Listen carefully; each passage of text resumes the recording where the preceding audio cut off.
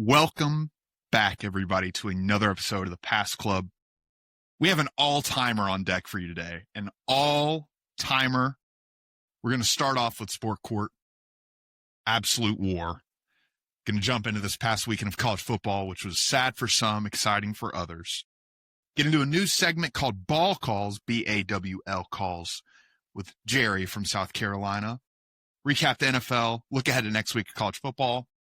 Back on path with our good boys, and then wrap it all up with the iconic Blurby Derby. Let's go. Welcome to the Pass Club.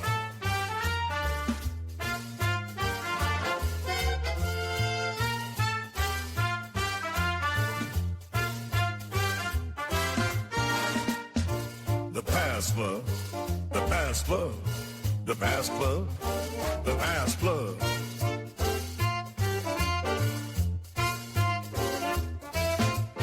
Club. The Pass Club. The Pass Club. So before we get into this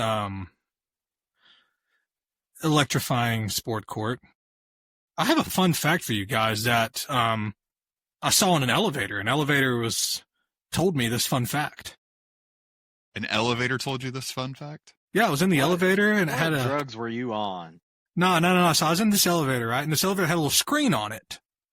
And it had a fun fact on it. I said, wow, that is a really, really fun fact. And I wanted to share it with the world.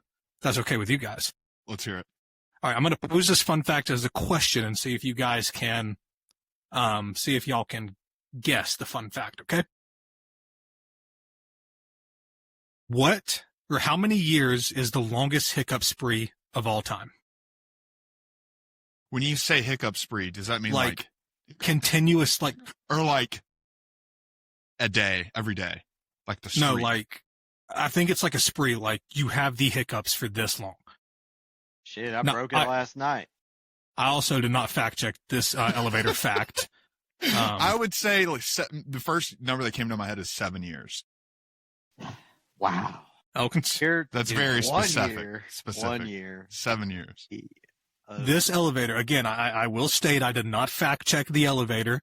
If you get a fact from an elevator, you just kind of automatically assume it is correct. I mean, what use does the elevator have to lie to me? But this elevator told me that the longest hiccup spree lasted 68 years. So someone's whole life. Basically. I'd rather be a tree. I genuinely think I would rather, brutal.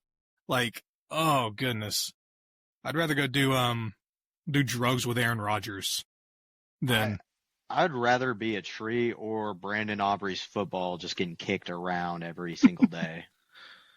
Being Brandon Aubrey's football would be kind of fun. That's an electric leg to be attached to.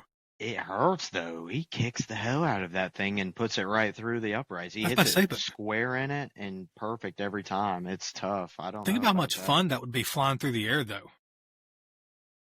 To be fair. You would know what it feels like to fly, and you'd go straight into the net. I feel like I guess those people at the fairs, no, it's the same feeling. The ones that get shot out of a cannon into the net, it's the same thing pretty much as a football getting kicked, right? I feel like Chow in The Hangover 3. I believe I can fly. That's such a great movie. All three. Oh yeah, great. Love them. Let's not delay it any longer. We can sit here and we can act all nice, but this has been quite a weekend of turmoil for this group right here between the Alabama and Tennessee game, which is at the center of this turmoil.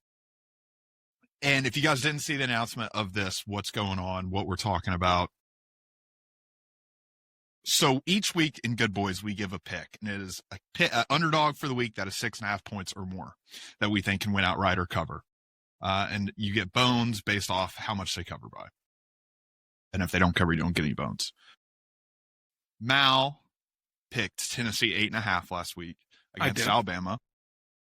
And that was his pick. Once it leaves your mouth, it is final. We've determined that before we started the show. That is a truth. That is a truth. Well, Saturday night comes, and all day, I would say, Elkin's 3 o'clock on, we're getting roll tides from Mal. I heard Mal say roll tide more Saturday than I did Elkins, and that is absurd. So he flipped his pick. He didn't bet it, and he actively rooted against it. Actually, I did bet my flipped pick. You bet Alabama 9.5. Yes, I did. Yes, I did. That defeats the whole point of it. Okay, so look, we need to have some structure, because if we don't structure this, it's going to be an absolute just chaos. Opening statements. Okay. Then the prosecution, Elkins and I, will make a statement, or we'll make our case. You will have a chance to rebuttal and defend yourself. Then we will determine a restitution. We already have one kind of figured out. And then that will be it. And we will let the audience decide. You guys can vote on all of our socials. Mostly Instagram is the one probably we'll go off of. So at Pass Club Pod, everywhere on all socials. Also, subscribe if you're on YouTube. Follow us on everything. Keep up to date. It's been going really well. We're very thankful for all of you guys for hanging out with us and listening to us. But without further ado, Elkins, do you want to issue the opening statement? As the plaintiff, you guys get to issue the opening statement. So, Elkins, do you want to, or me? Simply put, Mal. Last week I stated that I was the third biggest Bama fan there is on the planet. But now I'm starting to think I might be the fourth biggest Bama fan on the planet. You really wanted Alabama to win this weekend. Maybe more than I did. I was at a wedding. I didn't get to watch it live. A year ago, I didn't have a lot of fun watching the Alabama-Tennessee game. So I ought to have really enjoyed watching this one. But somehow, you enjoyed watching it more than I did.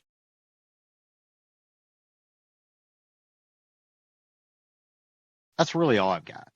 I'll tack on. You had more RMFTs than me. I may have responded with some RMFTs because the tide did roll. But wow, you did amaze me a little bit as a Georgia fan cheering for Alabama this weekend. I'm going to Winston Churchill very quickly for this opening statement. I'm just going to nail my theses, and I'll give you a broad overview, and then we get into our statements. I'll deliver more in depth. First one is, you stole the pick from me, and you didn't bet it. Second one is, when we give out these picks, we have to follow through. We're a public-facing, whatever we want to call this. Third of all, some people bet this. People have told me they bet these picks. And for you to not completely flip on it is absurd. And finally, the fact that you said Roll Tide as many times as you did and you consider yourself a hardcore Georgia fan is the biggest red flag in all of human history. That is it, Your Honor. We should have brought in a real judge for this. We should have hired an online judge. Yeah, that would have been fun. Maybe next time. But that's our opening statement. We rest, or whatever they say. Alrighty.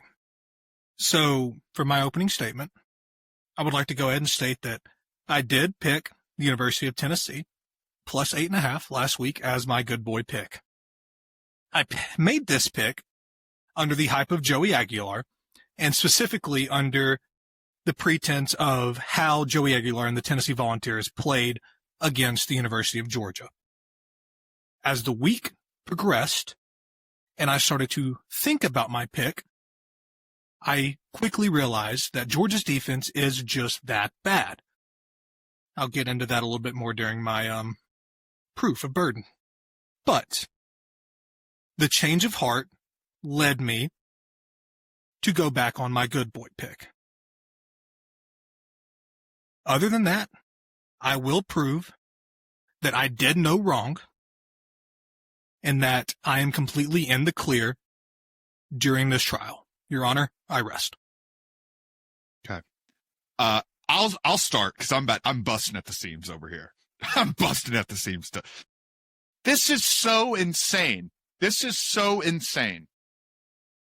If you're gonna flip on your pick, that's number one. You can't. Number two, for the sake of the segment, you gotta tell people, or at least say, "Hey, I actually don't think this is gonna hit." That's all it takes. That's all. But to just completely out of nowhere, completely out of nowhere, flip, and an hour before the game start sending Roll Tides, or 2 hours before the game, whatever it was, start sending Roll Tides with no heads up to anybody? That's crazy. You imagine the amount of people you left out to dry. Imagine. We have people that comment free money on our picks. Usually they are. This week was not a great week for us. But the fact that there was no heads up, nothing, and it's like this. I think from an integrity standpoint, if you knew this was not going to hit and you just placed a solo side one-off bet and just didn't include it in any other parlays, there would be no case. There would be nothing wrong here. But the fact that you had Alabama in multiple parlays, that is the root of this issue. That is the root. And you didn't tell people you flipped. Those are my 2 big points. That, and you took my team. You took the pick of my team before me and didn't follow through with it. So you wasted it. Had a whole thing. I had a whole thing. I had a whole thing. It's just infuriating. It's infuriating because this is supposed to be when we pick it, it's final. And that's it. The word is the law when it comes out of our mouth. That is our pick, and we have to ride it. So the argument of the pick is final once it comes out of my mouth, yes, the pick was final, and yes, that pick is my good boy pick for the week. However, how many times have we stated on this podcast, and this is in response to you saying I've let people out to dry and that people bet our picks. How many times on this podcast have we stated and will continue to state that we do not give gambling advice? That's that legal is advice, one of these, but people still do it. People are grown people. If you are old enough to gamble, you are a grown man or a grown woman that can make decisions for yourself. Now, first of all, I would like to call Jackson Elkins to the stand. I appreciate the prep here, Mal. I do. So my change of heart is actually documented in text with Jackson Elkins, in which he assisted in my flipping. So I do have a text, and these are all 100% word for word from our text change. I texted Elkins after he had sent. Elkins said, and I quote, I think things get very ugly, or really ugly, excuse me. I do not want to take this out of context. I think things get really ugly for Tennessee. In which I responded, I hate my UTK good boy, but it made for great content. Which it did. So this change of heart is documented in a text with Elkins. What is the time and date of this? This is on Friday or Saturday, I believe. At what time? You got time? I can look for it real quick if you would like. If it was on Saturday, I guarantee I said something a lot worse than it's going to get really ugly. I can go to the text chain right now and pull this up. Let's see here. Let's go. To put it in perspective, I was not even in the state of Alabama for this game. I am recording in a stable at home of Georgia. Most of it, we all grew up in Georgia. We're back home. Spent the weekend here. Didn't get to watch it. Got to watch a marriage, and that was very beautiful, very pleasant. But waking up. I wish I had your weekend. I wish I had your weekend. Waking up on Saturday, nothing changed. In on Thursday, I knew what Saturday was about. So on Thursday at 11:20 a.m., I received a text from Jackson Elkins. That text stated, I'm starting to think things get really ugly for Tennessee this weekend, in which I had a bet slip attached to that for Bama's total points and a Bama moneyline pick. That's whenever I started to really contemplate and start changing my picks, right? I also, the text that I sent Elkins to where I said, I really hate my pick. Let's see if I can't find this. Because this was very soon, actually. And this might help or this might hurt. I'm not mad at you as a gambler. That's what I think needs to be made clear. You made the right call as a gambler. I'm mad at you as a podcaster. I'm mad at you as we post these. That's where well, we're like I coming said, from. I mean, my good boy pick is still my good boy pick. It's not like I can change. Bet it. You didn't bet it. But even my hold on. wife was like, that's insane. That's absurd that he did not even bet his own pick. It's crazy. It's crazy. I took my week 1 Middle Tennessee State money line plus 290 and put my word on it and my cash on it. And it felt so good that I could never, ever take anything other than what my good boy pick is. So I texted Elkins. I said, I hate the UTK good boy, but it made for good content. That was at 11:09 a.m. on Friday. I also responded after that and said, I'm going to be all over Bama TBH. Elkins then responded and said, we have to blow them out. And I said, I think you win by 20 plus. This is all documented. Yeah, So I think you're just you're digging your grave a little bit. I'm not digging my of grave. Our argument. I'm not. Yes, you are. So First of all, your you argument, are having a conversation with a Bama fan. This isn't with Dylan. This let's isn't with him. This is with a guy that thinks we are going to cover the spread. I thought Tennessee never had a chance of covering 10. You thought 8 was too many. I would have said 13 was too many. Let's get this straight though. Or 17 might have been too many. All right. Let's get back to the game. All right. Hold up. Let's preface this a little bit. The entire basis of your argument here, Dylan and Elkins, is that I led the people astray. Is that correct? Yes. You did. Yes. You yes. sure did. Now, how can I lead the people astray whenever we do not give gambling advice? This is a segment. We post the picks. Because it is a all segment on our podcast. It's a 30-second video. Guys, I messed up bad. This pick's going to flop. That's all you got to say. That's it. 30 seconds, you're done. Put it on your story. This pick is a flop. You put it Friday evening. You texted me Friday. It's accountability for our picks. Accountability. Once we throw it out the window, then guess what? The whole segment doesn't matter if we don't think these picks are going to hit and we don't take them to heart.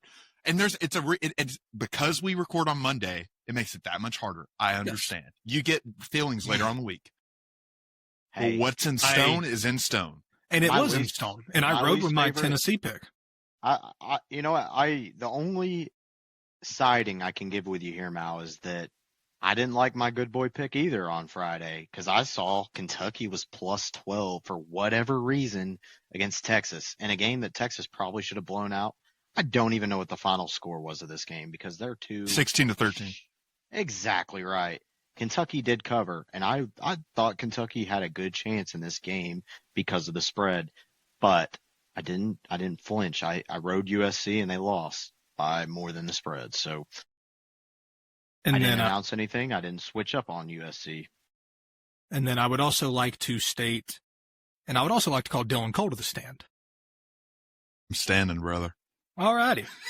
So this was from a man that claims I stole his pick and was actively going to pick Tennessee. This is a text sent from Dylan. Mm-hmm. I really think this entire series between UT and Bama is going to turn into one of those series where whoever is at home wins. Yes. Okay. You're not understanding it. The issue is not that you had a change of heart. The issue is you didn't tell people you're not betting it and it's going to be a total flop. That's the issue. But here's the thing: all of that is thrown out the window with the simple disclaimer that we do not give gambling advice. Then we can't do good boys. What do you mean we can't do good boys? That's the whole point.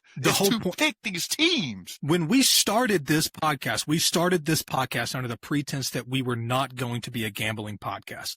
Now, Good Boy is a fun side segment on our podcast in which we pick an underdog that we might believe in, we might not believe in, but at the end of the day, one of us will have to face a consequence. So at the end of the day, if I lose and I lose by 3 bones, it could be because of that pick, and I will have to face that pick. I never told anybody to go out and bet Tennessee, and our fans should know this, that this is just a fun side segment. So, I mean, I just really don't understand the legal grounds for your lawsuit here.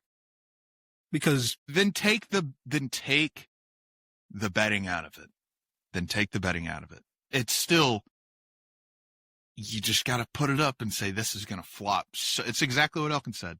This is going to flop so hard. This pick's going to flop so hard. Why should I do that? When I picked Syracuse, I thought that pick was going to flop. Has it all been a lie, Elkins? Elkins, has it all been a lie? Is there any point in just continuing on, Good Boys, at this point? Well, I mean, you're getting your ass handed to you in Good Boys, so I could see why you wouldn't want to continue on. You hit a 114 point. Yeah, Syracuse got you 30 bones. I've had 3 10-plus point outright winners, brother. I'm gonna say something. I'm gonna say something. We don't have a judge, but I think Dylan wanted this case more than I wanted this case. You're not going to be issued any deduction of bones, Mal, in this case. However, we're going to call this a warning. I think this is just as good as it gets. This is just like our justice system in real life. We're just letting people off the hook left and right. What are we doing? Mal, you're going to walk today. You walk today. I'm giving it to you, Mal, right now. You walk today. But are we saying the glove doesn't fit? Don't do this shit, dude. I still personally would just like to know the legal grounds for any arrest or for any punishment. I think this is a warning for all of us. If I have a great good boy pick this weekend, and it's probably a shit good boy pick, but I'm going to ride it, and I might switch up on Friday whenever, maybe 1 or 2 players are out all of a sudden, but. Should we not let the people decide if he walks or not? I mean, I genuinely just don't see the grounds for any punishment here. As I have stated multiple times, if you go on record and say any advice we give, or not even advice, anything we say in this podcast is not considered gambling advice, there's absolutely zero grounds for punishment here. There's no integrity. Zero. There is integrity. No backbone. And this is where I don't think you understand. I mean, brother, I made my pick. Just because I switched my pick to Bama doesn't mean I just magically gained bones in the good boy standing. I think Elkins is going to see Jesus real quick. Yeah, you got really bright. I'm going to tint these sunglasses down a little bit so you don't see the reflection on them. But yes, what are you doing? You looking up? You looking something up that we shouldn't be seeing, buddy? I'm either starting to like October 25th's good boy a lot more or a lot less. Just doing a little bit of research. He's in the lab right now.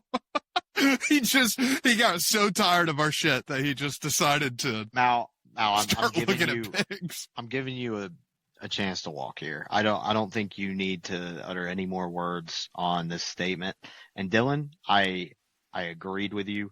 The only reason I'm pissed, Mal, is because I missed the kickoff of the best game since the Super Bowl where the Falcons and Patriots played. It was really the best football game since that Super Bowl, and I missed the start of it to record a breaking news segment about how you backtracked on your good boy pick. That's why I'm pissed.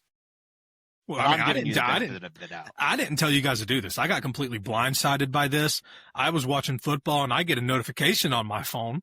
I look at it, and then 30 minutes later, I see a post on Instagram where I see you guys are just completely colluding against me.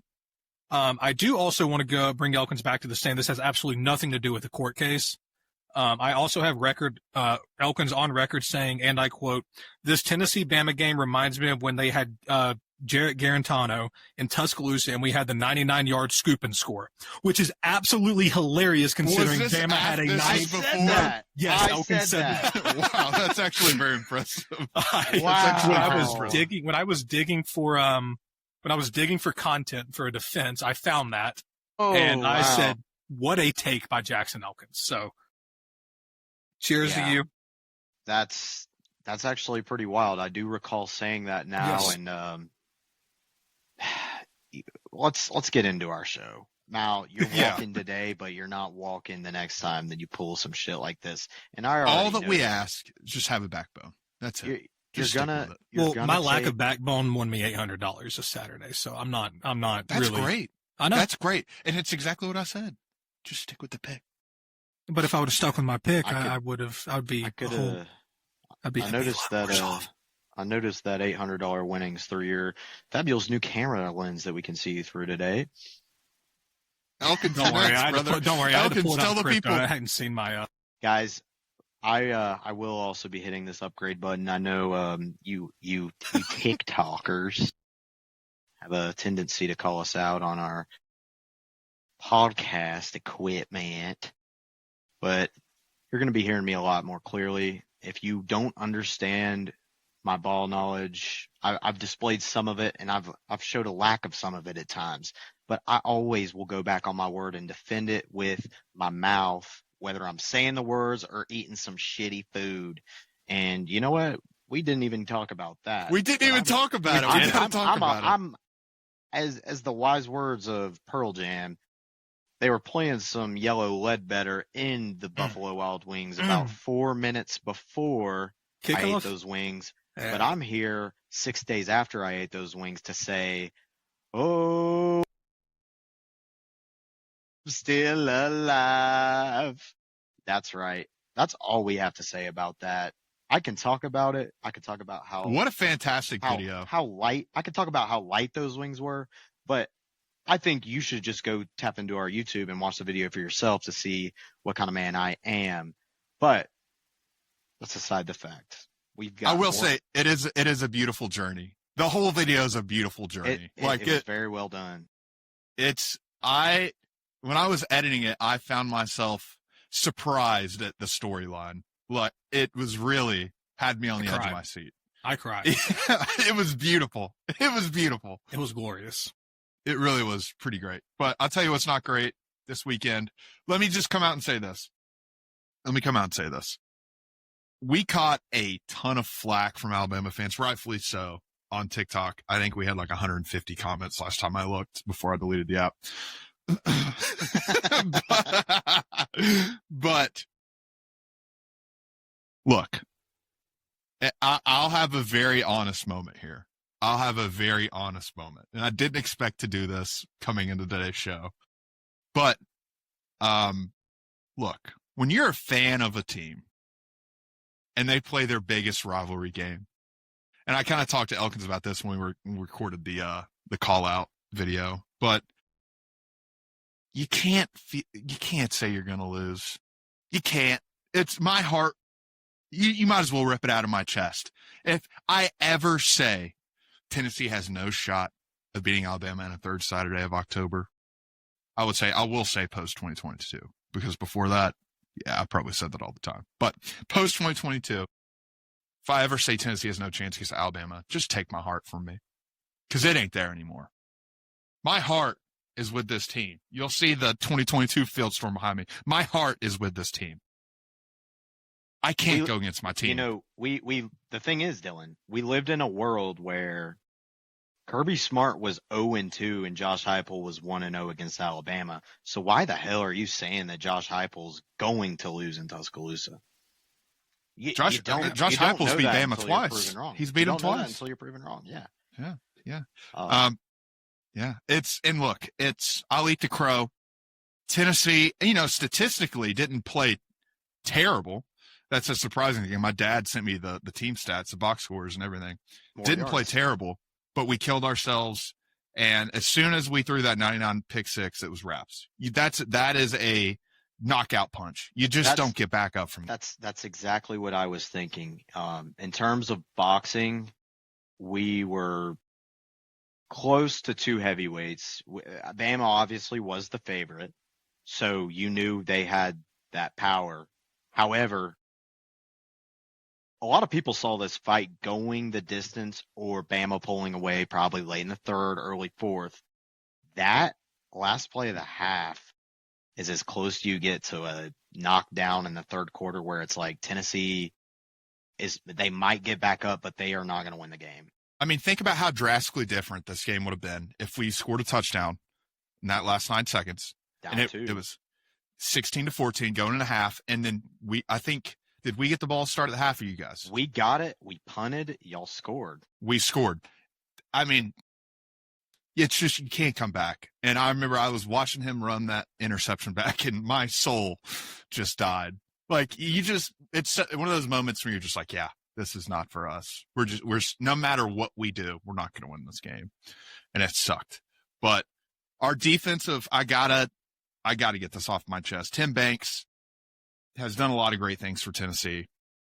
That defense I watched on Saturday had the worst tackling, the worst scheme, and some of the worst coaching I've ever seen in my entire life. I texted my dad this, and I really mean it.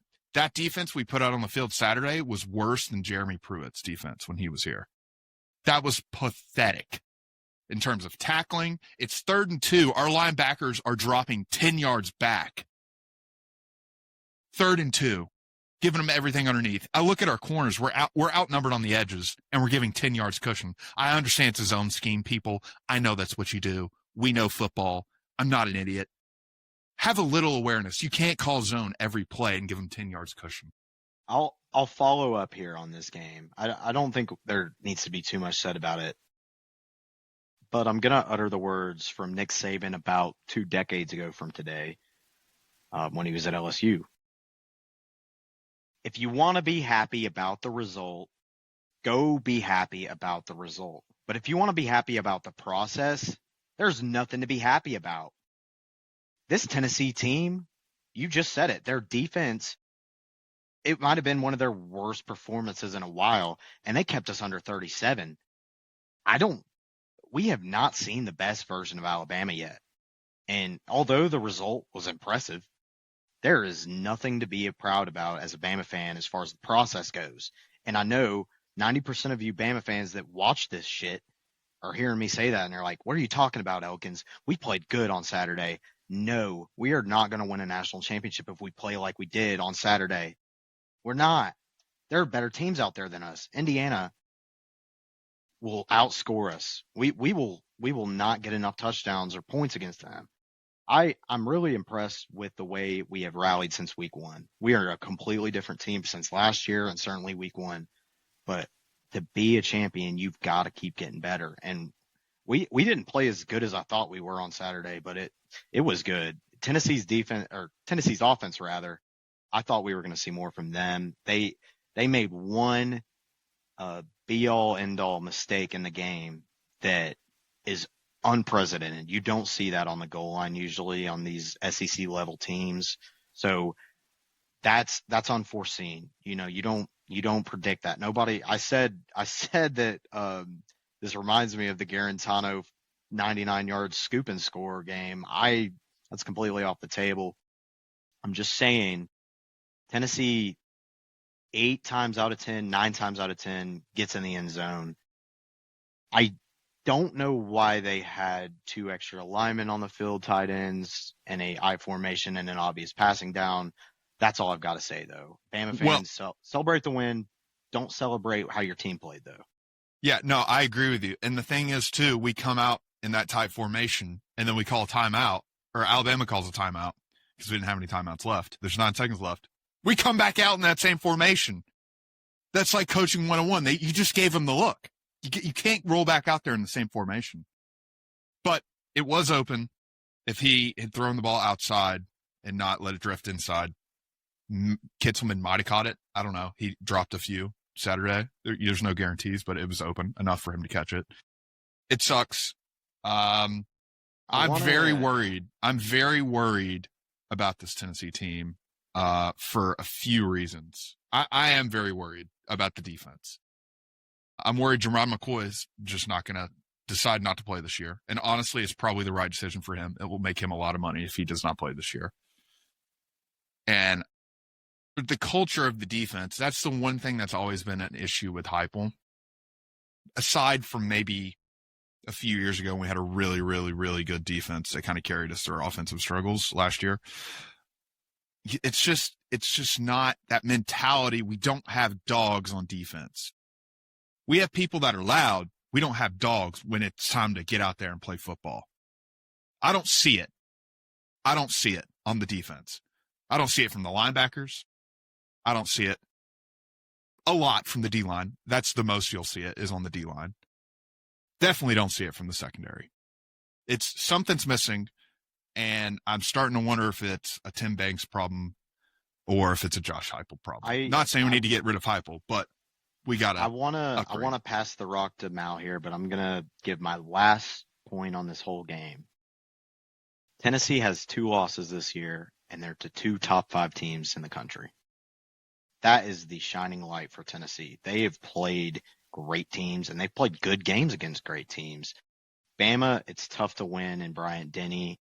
Obviously, we are the current longest home win streak in the country now. But, you know, I've foreseen all of these issues on Tennessee's defense. The only reason I'm upset with the way Bama played is that we didn't hang 45 or 50. I watched Georgia's offense against Austin Peay. And Austin Peay held them to 28. Tennessee at home gave up 40. And that's all I had to say. Now, I was leading you on here, but this is I had to mention Georgia to mention the Alabama-Tennessee game for all of this to lead up to you. Let's talk about Georgia-Ole Miss. That is all I have to say about the Alabama-Tennessee game. Let's get into Georgia-Ole Miss. Mal, what are your thoughts? First and foremost, if you're going to cherry pick that Austin Peay game, at least tell the full story. It was a 3-hour rain delay. Georgia was never going to lose that game. They were never in danger of losing that game. They wanted to get the hell out of there. Game got pushed up an hour. Everybody was thrown off. So we're if you're going to cherry pick, at least tell the full story. But Dylan, I'm kind of in the same boat. Our defense is dog shit. Georgia's defense, and kind of the same exact gripe you just laid out there whenever you were talking about the cushion that y'all were giving Alabama. Georgia is giving cushion, just so much cushion against Ole Miss this weekend. And the reason we're doing it is because we don't have a secondary. The Georgia secondary is just non-existent this year. It's affecting the defensive line. It's affecting the front 7 and the amount of pressure they can get. Whenever the secondary holds up, the front 7 gets in. I mean, we saw it in those last 3 drives. The secondary held up, and our front 7 was able to get insane pressure whenever they had 3 back-to-back no-point drives. Yes. It really is with the cushion. I'm sure you'll feel the same way, Mal. It's you might as well hold up a sign that says, we're worse than you, and I know it, and I'm terrified we're going to get beat over the top. You got to throw them to the fire. They're not going to get any better if they're playing everything underneath. You'll never get better doing that. Well, I mean, that's what kind of, I don't want to say grinds my gears, but it does grind my gears because we saw this Georgia defense play a lot of man coverage against, and Georgia still does play a lot of man coverage. But we saw them press Tennessee a little bit more now, given we did give up, 41 points to Tennessee, I think is what it was. So there really is no right or wrong way to call this defense right now because it doesn't matter what you call, it's the wrong way to call it. If you can't get pressure and you cannot hold up on the back end, your defense is going to get picked apart. We saw it against Alabama. And Ty Simpson didn't even need more than 2 seconds to throw the ball. Ty Simpson dropped back, saw his receiver wide ass open, whether it was over the middle and the flats with 5 yards of cushion, and he let it go. If you have a quarterback that can let the ball go quick and has a quick trigger, you're going to be able to move the ball in Georgia's defense just like you're going to be able to move the ball in Tennessee's defense. So the one shining spot in this game was Mike Bobo remembered how to call an offense, which leads me to believe that they are protecting Gunnar Stockton, like I said last week. They came into this game, knew they were going to have to actually get after it. I mean, if Georgia could put up that many points against Ole Miss, now I know Auburn's defense is much better than Ole Miss, but you're not going to sit and convince me that the plays that we ran this week were not going to work against Auburn's defense from last week. And you're not going to convince me that Georgia could not have put up more than 20 points. So that's kind of where I'm at right now. I do still think they're protecting Gunnar or they're holding on to something for future. It's so confusing, but this is one of those games I've learned as a Georgia fan. Elkins, I know what you said about not enjoying if you want to enjoy the results, I'm going to enjoy the results. Damn it, because Georgia won an SEC football game. Georgia is now 2-0 at home. Since September. And very small parentheses, fine print. Yeah, fine. Since the Alabama game. Since the Alabama game. No, but offensively, I mean, Gunnar Stockton, by God, have another day. I mean, he did it against Tennessee. He did it against I'm a Ole Stockton Miss. believer. I say it every week. This kid's, and you know what? His aura is very calming, and it's very just happy to be here. I just and trust it's such a great change of pace for He's me a as an little- opposing fan. He's a little bit similar, and this is Jake by Fromm-esque far- no, in terms no, of no, no, not no, how he no. plays, how Better, his better, how he carries That's himself. better. It's better than Jake Fromm. This guy was a Heisman finalist who I'm about to compare him to, and he might have 2 Super Bowl appearances as a starting quarterback and 1 championship, but that's Jalen Hurts. I compare him to Jalen Hurts just because of his poise. He's a man of very few words, but he doesn't use any nonsensical words. At least Jalen's press conferences in college, that guy never missed. He was a player's coach. His father was a coach. I don't know anything about Gunnar Stockton as far as his dad coach or whatever. Rabun County. Gunnar is very level, and he's just as level as Jalen was. Jalen lost to good teams, and Gunnar will lose to good teams. But if he goes out there and controls what he can control and rely on his teammates, now granted, I don't know how good Georgia's wide receiver core is. And Got that's some good running backs. It's different. It's completely different, but I'm just simply making a comparison here on what I see. And that is the biggest praise I can give Gunnar right now from what I've seen since that Bama game. He stands on business. He does. And he performed critically in that fourth quarter against Ole Miss. Now to kind of piggyback off of the wide receiver comment. We talked last week about, I can't remember if it was last week or 2 weeks ago, we talked about Georgia's injury issues, especially on the offensive line. Another big one for Georgia this past weekend. Colby Young looks like he will miss significant time, if not the rest of the season. Was that a fake tweet he tweeted? Did I get catfish? No. He tweeted that. Oh. He tweeted that he's alive, breathing. Yeah. Which that kind of tweet makes me feel like he will be done for the year. But another significant issue, the good news is we still have a guy in Nitro Tuggle that is insanely quick, insanely speedy. Hell of a still name. have, name. yeah, All-time name. I could have told you that he was going to be pretty quick. we still have a guy in Zach Branch, but what Colby Young brought to the table was that physical receiver. I mean, I don't know if y'all have seen how tall this kid is, but he is a tall and physical wide receiver. And we're going to greatly miss having him in that wide receiver room, because that's one of those guys you could throw it up to him and he would come down with it. Now, on the flip side of that, we did see Georgia get the tight ends a lot more involved this week. Georgia has two of the best tight ends in the nation, and you just wouldn't know it. Oscar Delp and Lawson Lucky. Lawson Lucky, I think, went for 2 touchdowns last week. I think he damn near went for 100 yards. 3, yeah. Didn't he have 3? Yeah. I mean, Georgia's finally starting to get these elite tight ends involved in the offense. So that's one of the shining spots in that. I mean, I think having Colby and having Nitro on the edge, especially, and then I think Georgia's got the wide receiving room to make this work. The tight ends are going to have to step up and actually make a big difference now. So who would help Georgia win more football games on a fresh, clean slate? And this is strictly on paper and hypothetical, but what if Carson Beck never transferred? I'm kind of trying to segue to this Miami result, but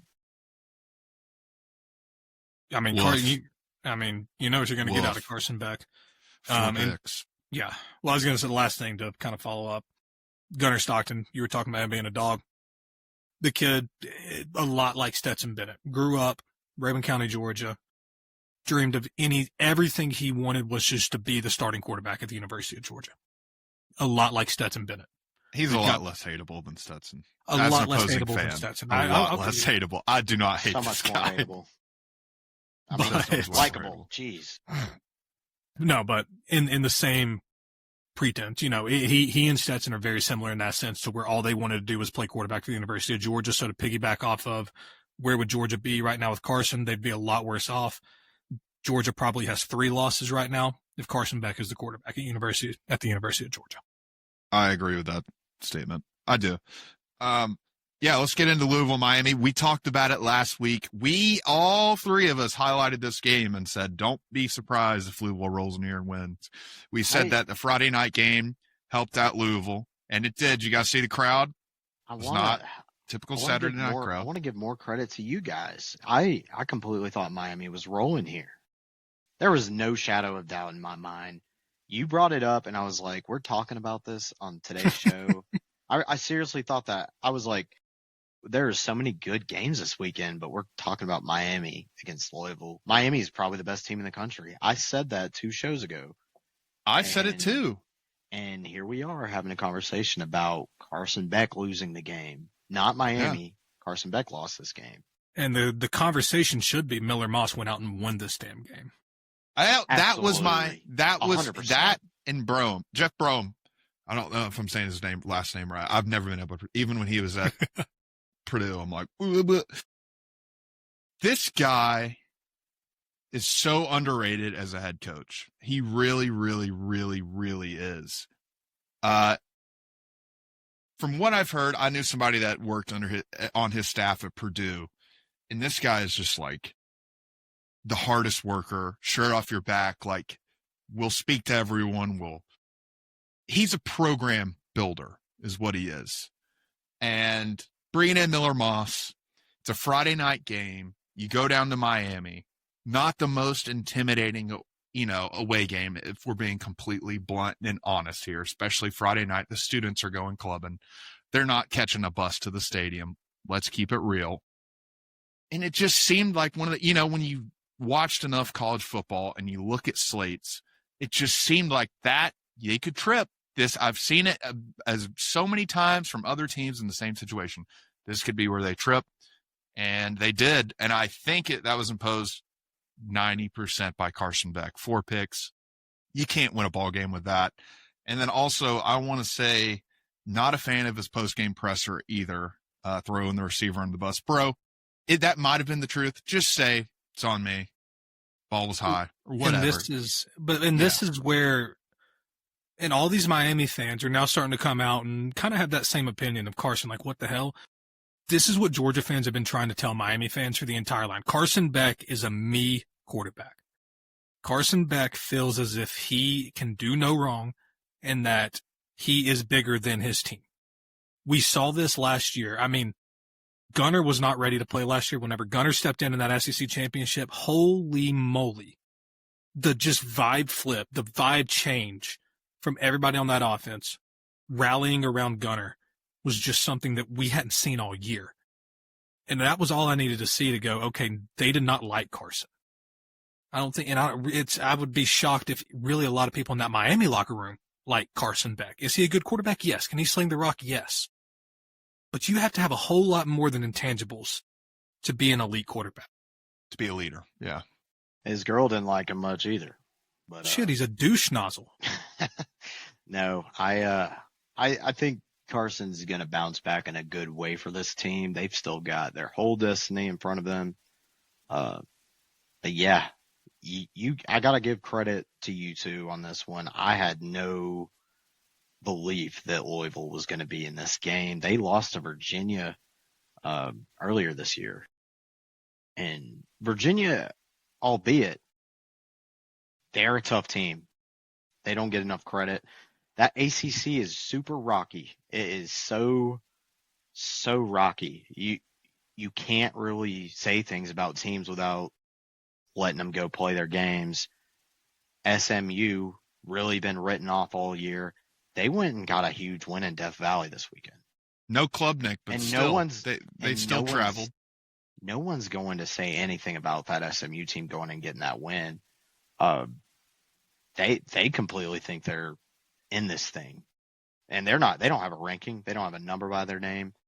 College football is really doing the most this year. There's some unranked teams that think they can play for a national championship still. It is amazing. Yeah. It is amazing. A lot of 2-loss teams that are very much in it, and it's going to be very fun. Speaking of, let's go ahead and transition to this next game too. Texas Tech, Arizona State. Sam Leavitt is back for the Sun Devils. Get a massive win over Texas Tech. Also, to all the Texas Tech fans, I'm so sorry. I saw the tortilla fine thing come out. That's so depressing. But I guess if you keep them in the stands, you're good. They just can't enter the lower level, like the field, not even the field, just like sideline, anything. Yeah, I mean, that's brutal. But Sam Leavitt and Kenny Dillingham get a big win for the Sun Devils against a very, very tough Texas Tech team. Well, first and foremost, I love Kenny Dillingham, and I think that's a name that we're most likely not going to see at Arizona State next year if he continues the path he's on. I would not be shocked if somebody comes and poaches him away. But this is not money, yeah. This isn't a game I got to watch a whole lot of, so I don't have too much to comment on. The only thing I will say is money can buy you a lot of things, but it can't buy you happiness, Texas Tech. Or unlimited tortillas to throw. Well, no, money can buy you unlimited tortillas. The fines are pretty hefty. I don't know. They're probably not going to want to pay that every week. No, I highly doubt it. Elkins, anything on this game? Were we good to kind of move on? I just think it was a good win. I wanted to highlight it. 100%. The only thing that needs to be understood from me, Sam Leavitt, your Heisman hopes are well in grasp. I agree with that. I think we're talking about this Arizona State and Sam Leavitt way differently if he didn't not play last week. I think having that another week under his belt would have been nice. I would like to also highlight another game that's not on our little, and it was just a strange game. This Duke-Georgia Tech game. Now, there's not too much to say about it, but going into this game, Duke was a 3-point favorite over Georgia Tech? Yeah, 2.5. Yeah, something like that. No, it got up to 3, I believe. It got bought up, man. Yeah, it got bought up to 3, and I'll be the first one to raise my hand. I took the bait. I saw Duke at -2.5, and I saw all the money that was on Georgia Tech and said Vegas knows something.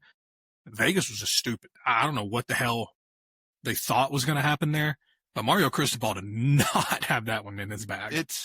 See, that's interesting. That I was going to make this point because we talked about it with Louisville a little bit. Something in me, in my head, in my gut, and also that line from last week tells me that the Sharps do not think Georgia Tech's for real. I'm not going to say they're not a good team because they're a very, very good team. Haynes King is a very, very good quarterback. They're a very well-rounded team. They're going to slip at some point. That's my gut reaction, and it's going to be soon. I need to check their schedule. This next week, college football is kind of a snooze fest, but it would not surprise me. Let me just real quick. Let's just see. I highlight that game for a future segment. Look, good. I'm not taking it from you, Mal. I'm just giving you a heads up. I thought Syracuse, about it Boston College. that team almost lost to Wake Forest a couple weeks ago, and they're playing a really good one that already was your previous good boy. Yeah. Anyhow, that's all we gotta say. Yeah. Also, Vandy, LSU, domination. Great game to watch. Great game. What a great game to watch. So much fun watching it. I'll tell you. I hate it for the LSU comrades out there. Brian Kelly's gone, right? He'll either take a job somewhere else or he'll get fired. I just want to point out that 2 weeks ago I stated that Brian Kelly will be the next head coach of Penn State University. And I am almost willing to double down on that at this point. I will say out of the jobs that are opening and are going to open, seems like that's really the only one I could see him taking. That's like the only one I see that would be a lateral move for him, kind of. Obviously, LSU's a better program, but I'm saying keeping in that level of competition. I think everything else for him kind of has him stepping down a little bit. But, yeah, no, I agree. When you first said it, I was like, I don't know. But the more I think about it, I just don't think he was ever a good fit in Baton Rouge, Louisiana. I mean, I think he just wanted to get out of Notre Dame and fresh air, new scenery, and it just didn't work out. That team's soft. They have all the talent in the world, and they're soft. And they got completely ran over by a Vanderbilt team. I would say I'd be interested to see the blue chip ratio comparison between those two teams. I'll certainly agree here. And normally I feel bad for when I see grown men begin to cry, because that really means something's wrong. And it looked like Nussmeier was sobbing, but I don't feel bad for you one bit. I'll start to feel bad for you when you come get that belt put on your ass here in about 3 weeks, Garrett. But that's about all I got to say about LSU. Vandy's a good football team. Vandy's a good football team. Granted, I think as good as Vanderbilt's football team is, Diego Pavia's lawyers are a lot better because they got him to play another season this year. So it's silly, but good for you. As a Tennessee fan, I'll put my sword down. They're a good team, and Pavia's a great quarterback, and they got my respect. They have my respect, but don't think that you're gonna still roll in the kneeling and get a win, because that ain't happening. That ain't happening. I mean, but y'all said it was a fun game to watch. That was a game I actually listened to a lot of the second half. I was out catching some monster trout on the Hiawassee River, and that was a fun time, man. May I say that picture of you and the trout might have been the most southern-looking picture of you I've ever seen. You look very southern in that. Man, Your facial hair even looks different than what it is now. It looked like you just had the full-blown, You looked very southern. I ain't not shaved. And I saw that picture and said, that's a good southern boy right there. The way you held the fish and everything. Dude, you saying that reminds me. Do y'all remember the video of me whenever I got interviewed in the streets of Athens by old Biggie? Oh, loosely, yeah. Yeah. You were like speaking a different language pretty much. You're so southern. I was just very, You had a good time. Yeah. I was off the sauce that night, as the kids say. I'll tell you who's on the sauce. Shane Beamer.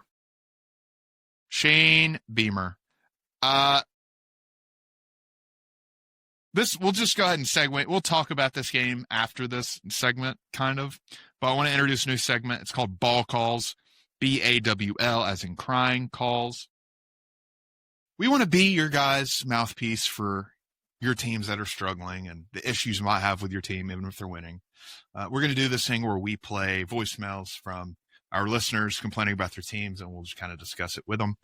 So first up, from Columbia, South Carolina graduate, my friend, Jerry. No, you got to fire Mike Shula. That is the number one thing you must start with. There's a lot of work on the team that needs to be done. There's a lot of work that needs to be done for this team. But where you first start is fire Mike Shula. I truly think that he is a Clemson plant at this point in the season. If I do say so myself, I think he really is a Clemson plant. If Shane Beamer keeps him on the rest of the team, then I believe the accountability goes up to him 150%. I can't defend him at that point. But I just think with the recruiting class that was, ranked moderately well, I thought it was moderately well on 247, I believe. We had higher expectations. However, what we're witnessing now, ask any Gamecock fan, they will tell you the first place you need to start is fire Mike Shula. Simple as that. It's anything else, it's not up for discussion. It's Mike Shula. Thank you, gents. Have a great one. Thank you, Jerry. We appreciate it. And he's absolutely right. We talked about it a little bit. Mike Shula walkout. I think the students are holding a Mike Shula walkout at South Carolina. And I said it a few weeks ago. This is the Shane Beamer experience. This is what it is. Every year, this is it. This, in terms of a fan perspective, this is it. And this year, it was really supposed to be it. You got a great quarterback in Lenore Sellers. You have the talent. You have Dylan Stewart off the edge. You have the talent to win these games. And then you look up halfway through the season, and you're 3-4. And I see 3 more guaranteed losses on the schedule, at least. And it's just, how do you get here? What do you do? Matt, what is your take on these Gamecocks? They wanted Beamer ball, and they got Beamer ball. unfortunately, and he talked about Mike Shula, but it might be a little premature and a little too early, and especially with the chaos we're going to see this year in the coaching carousel, to say fire Shane Beamer. But I don't see Shane Beamer as that coach that's ever going to truly get you over the hump. I don't see Shane Beamer as that coach that can truly motivate you. I think he's a great motivational coach, but I think he's one of those guys that is mouth service and lip service, and I don't think he truly can believe a lot of the stuff that he says, if that makes sense. I don't know. We've played, it's hard to play for a coach when you hear them talk and you don't even think they believe what they're saying, right? Yeah. You had to try a little bit there on that sentence, but I know what you're saying. Absolutely right, though, Mal. I think there is a little bit too much filling in going on verbally in these pressers, and we saw it. I think it was probably one of the more memorable Beamer pressers we saw this past weekend. Yeah. And the fact of the matter is, he was mad at the man in the mirror looking at himself, and he knows he's not seizing the day, and it hurts him. It sucks for him. It doesn't suck for his. It sucks for every Gamecock player, fan, all of them. But it doesn't suck for these teams that are playing them. They are reaping the benefits of getting to play South Carolina this year, who was supposed to be a team that they had circled at the beginning of the year. I'm only saying that because Bama's got South Carolina in South Carolina this coming week, and this was a game I said, you know what? I'm more worried about playing these Gamecocks at Williams-Brice than I am worried about playing the Dogs in Athens. And that's a crazy thing to say, but I seriously believe that because of just the nature of the Bama-Georgia series throughout these past years. That's number one. Number two, Lenora Sellers was seriously my Heisman winner. I thoroughly believe that. And the opportunity was in front of these Gamecocks to start the year. They have not seized it. And to kind of go back, but like Shane Beamer, I see Shane Beamer almost as a Billy Napier type head coach, where he's going to go out there and he's going to get you one or two big wins that you probably shouldn't have. And that game still could be Alabama. I mean, you're still going on the road in the SEC.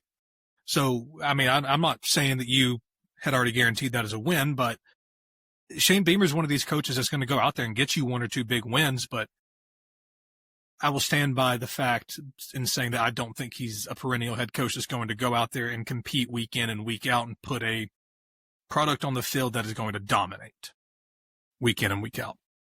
Yeah, and I'll agree with you there. I'm just going to end it with this.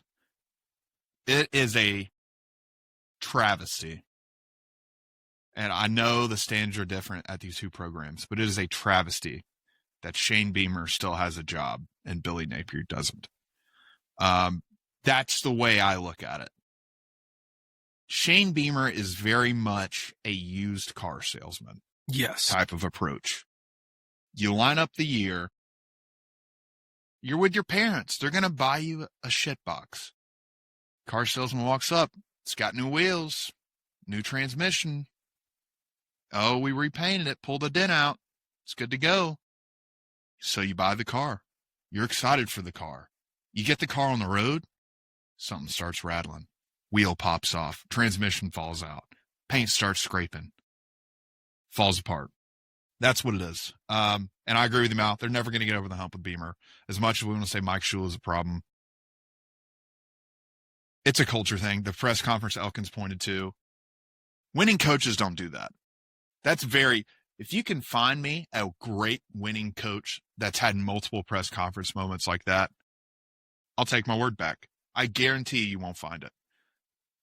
And it's a culture thing. Segueing that into another head coach that is, good God have mercy, how the hell is Hugh Freeze not on the hottest of hot seats right now at Auburn. Hugh Freeze, did y'all see where it came out that Hugh Freeze is practically begging? He's begging, yeah. He's begging the AD to show him a sign of good faith and to back him publicly. If you're a head coach and you're having to beg your athletic director to publicly back you, that is an issue. Yeah. That is a terrible issue. Major. So I think Hugh Freeze most likely is gone. Billy's already gone. I do think LSU and Brian Kelly will part ways. Penn State's open. So there's going to be some major shakeups this year. Major. Yeah, you really just got to point at this one stat I saw floating around the socials.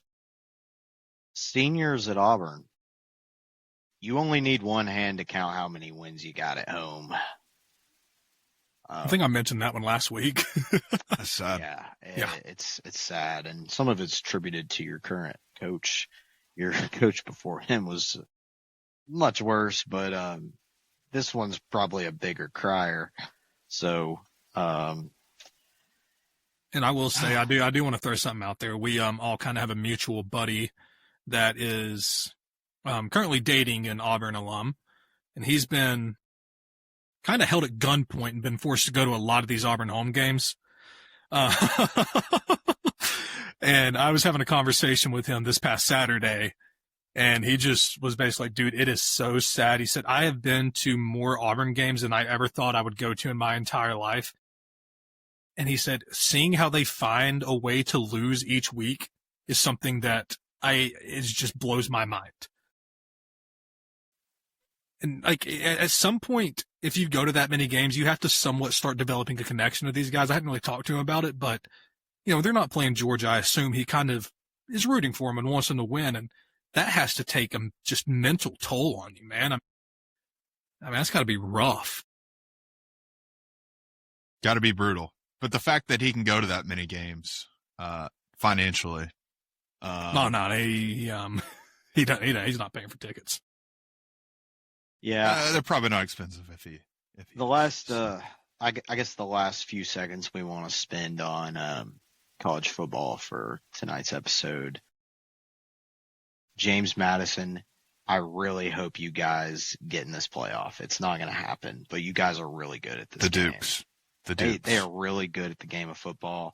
BYU, keep doing what you're doing, and you're going to be in the playoff too. You guys keep rocking. I've Talk about some of developed a the love for signs. BYU. Yeah, I've I'll see some of the very strong love signs. for BYU. Yeah. The sign, Yeah. the sign game from the Holy War was incredible. They just seem like such a fun school. It's just like, Soak very it all buttoned up. up, very khakis, but I love it. I love it. They just soak it all up, bro. They indeed do. They indeed do. All right. Let's transfer over to NFL's past weekend. I'll go ahead and declare this. Aside from the Super Bowl, Falcons, Patriots, this is probably the greatest comeback win I've seen in the NFL in my lifetime. Dylan, I am so happy you said that because you're 100% right. I just had a conversation with someone an hour and a half ago about he's a big Falcons fan, by the way. He said, I've never seen anything like this in the sport of the NFL specifically, except for the Super Bowl. And the stakes are way higher in the Super Bowl. 25-point comeback's remarkable. I'm going to argue that an 18-point comeback with 6.5 minutes left is a lot more impressive than 25. Boys, y'all are forgetting. God, I don't want to burst your bubble. Y'all are forgetting There's a lot of one good comebacks. insane comeback from was it Thanksgiving? Or was it Christmas Day? I'm thinking of the Colts or the Vikings. It might have been Colts. I think it was the Vikings that came. I think this was like 2 years ago. They came. I think it was like 30-something points at halftime. Well, I remember that one. Yeah. Yeah. Yeah. But they scored 30 points in the fourth quarter, Mal. Broncos did. Oh, no. I'm not discrediting the Broncos, but I mean, that's insane. Great Yeah. win. They did it for Demaryius Thomas, man. We don't do the gambling advice on this podcast. Oh, there it is. However, I had the under 37 in this Broncos Giants game. Giants have a great defense. Broncos have a average offense. Probably not going to score a lot of points. Broncos have a great defense. Giants, they've got a promising offense, but it's not elite or great yet. It's got to be an under game, right? No. There was 46 points in the fourth quarter of this game. 46. And the fact that my team, and hell, I'm going to say it, I own 2 NFL jerseys. And I've worn both of them on these past shows. Tonight's the first night I'm wearing the Broncos jersey backwards because you want to know what this game was? It was backwards. It was messed up. There was nothing about this game that made sense. I've worn the Giants jersey a couple weeks back. Hell, it was last week, and I felt bad wearing it because the Giants were coming to Denver to play my team. But this game was nothing but spectacular. It was the worst football game I've ever watched in my life while simultaneously being the best one I've ever watched in my life. And I can't even make it make sense to you. You go watch the highlights if you haven't watched it. Cinema. Cinema. Absolute cinema. Jackson Dart, keep your head up, King. You're going to be destined for greatness. You just got to be patient. It might not be in New York where you're going to be really happy, but just keep working hard and trying to be your best version of yourself. Your running back, Scatabo, he scored 1 touchdown where he crossed the plane and then proceeded to truck Riley Moss, a decent cornerback, but completely out of pocket. Dude is batshit insane, bro. He's crazy. I watched this game, and I'm gonna be honest. I didn't even celebrate that hard when the Broncos pulled it off. I was just like frozen. I was frozen. It was wild. It was really, really wild. Great game. I could reuse the statement I said from Nick Saban earlier in this current show. Be happy about the results. You know what? We beat the Jets last week. These 2 New York teams. We beat the Jets by 2 points last week and the Giants by 1 point this week. A combined 3 points against some New York teams that aren't going to be in the postseason. And it's concerning for the Broncos that, like, hey, are we actually good? We're 5-2. Yes and no. We have to improve, though, if you want to be a top team in the league. And that's really all I've got to say. And the thing is about the NFL, I'm going on a little bit of spill here. This is sort of just a discussion point. I'm not pointing out any teams at all. The Carolina Panthers. 5-2 is so much better than 4-3. And the Carolina Panthers are 4-3, by the way. And the Broncos should have been 4-3, but we're 5-2. And I feel like being that one game better is a mile better than being 4-3. Some would say mile high better. Absolutely. I think I would do dirty things to be 4-3 right now. It is, it's so brutal. And this past weekend was so weird, watching that Titans Patriots game. It was so weird seeing Vrabel Tap that ass. Yeah. And you know who I feel? I feel bad for the fans. I feel bad for the fans that were there. They were chanting for him, had signs for him. It's an L. It's an L on our part as an organization. Starts at the top. Vrabel guy's revenge. Drake May looked good. Cam had some mistakes, but he looked better, I thought. Yeah, I don't know. It was just sad. That's all really I got to say. It was tough. It was tough watch. Well, I have a kind of a few points on Drake May. Drake May's got to stop just trying to get himself CTE. I mean, he's going to Tua himself. Yeah, like that kid does not know how to like take a hit. And not only that, I mean, the play where he kind of got body slammed. Now, first and foremost, I kind of thought he got body slammed. Probably should have been a drop hip tackle. But the ricochet, I mean, the dude's got to learn how to just get down. Yeah. If he doesn't get down, he's not going to finish this season. That's really all I have to say. Can't make money if you ain't playing, brother. Nope. That's really rule number one. All I have to say there. Yeah, it was brutal. But Colts are legit. Colts are very, very, very, very, very legit. And if you would have told me at the beginning of the season, I was sitting here saying this as they're our biggest rival, pretty much aside from the Texans. I hate the Colts. Daniel Jones, man, this offense, Tyler Warren, Jonathan Taylor, they are stacked. They're stacked and they're executing. And when that's happening and everything's firing on all cylinders, you can't stop them. I mean, this score, I think it was 38-24 against the Chargers. Don't let it fool you. It was not a close game. Never. At one point in this game was it close. They dominated the entirety of that game. And look out. I think the division's easily theirs already. They're going to go to the playoffs, where we'll see what this team is made of. But, eye test is very, very impressive so far. Chargers are a little banged up there on offense. Missing both starting running backs is never helpful, but I mean, defensively, there's really no excuse. I mean, Danny Dimes he's Danny Diamond. I mean, he's elite. I mean, I don't know what else to say. I mean, he looks elite right now. It looks like something just clicked. Yeah, well, I think that something is just not being a part of the New York Giants. Yeah. I think a talking point I had on this game before it was played, the Colts-Chargers game, Dylan, yourself being a Titans fan, it's a division rival team you're watching. You're like, man, they're good. We know they're good. How are they going to play today, though? Same thing for me and the Chargers. I think the Chargers had potential to win this division, and they still do in the AFC West.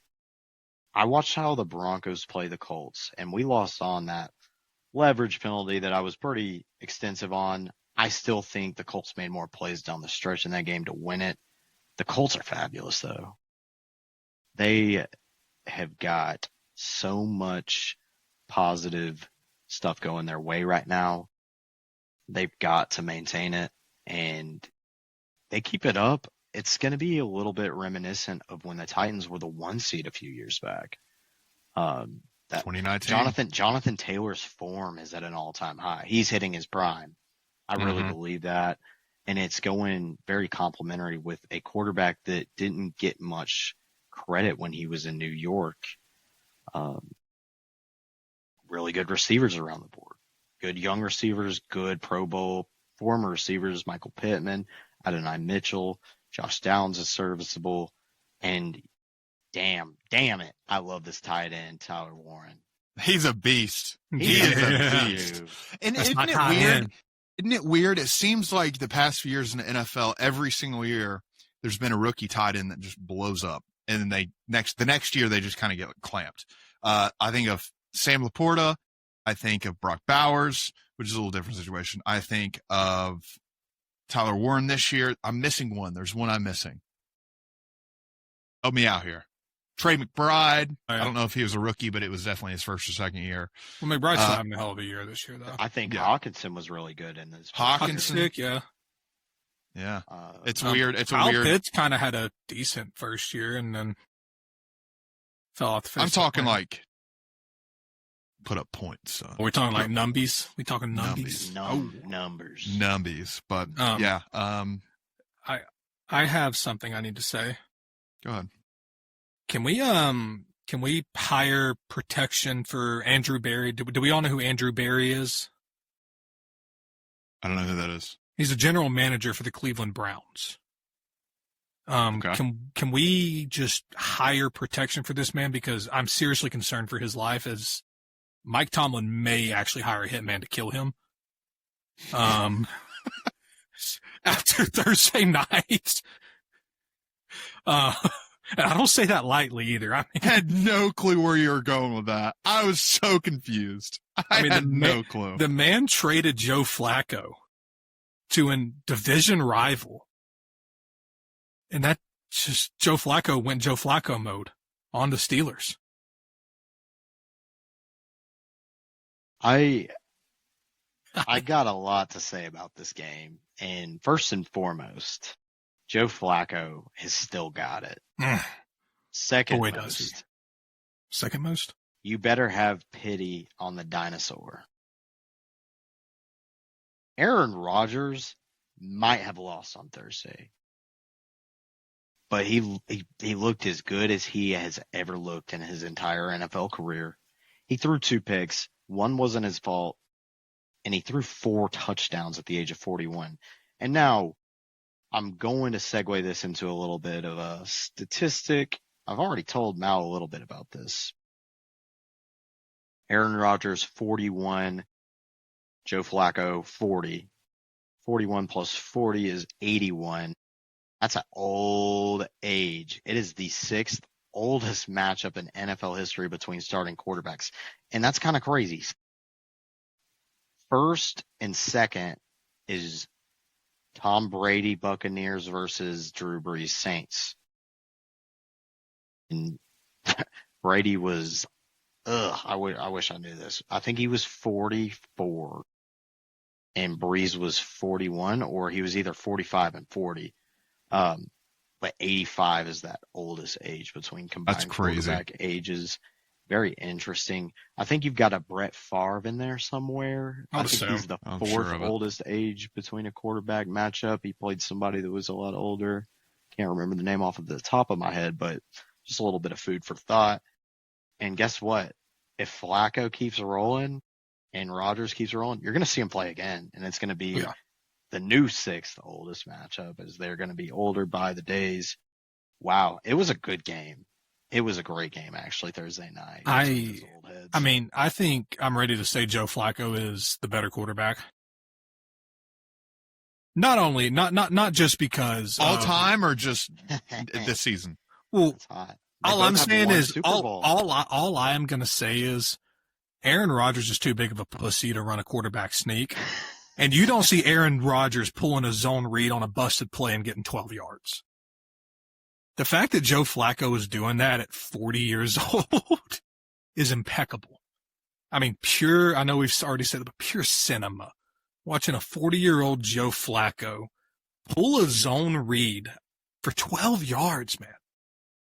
Now, the crappy part is it was not the call. If you heard him talk about this in the postgame, that was not the play called. It just broke down.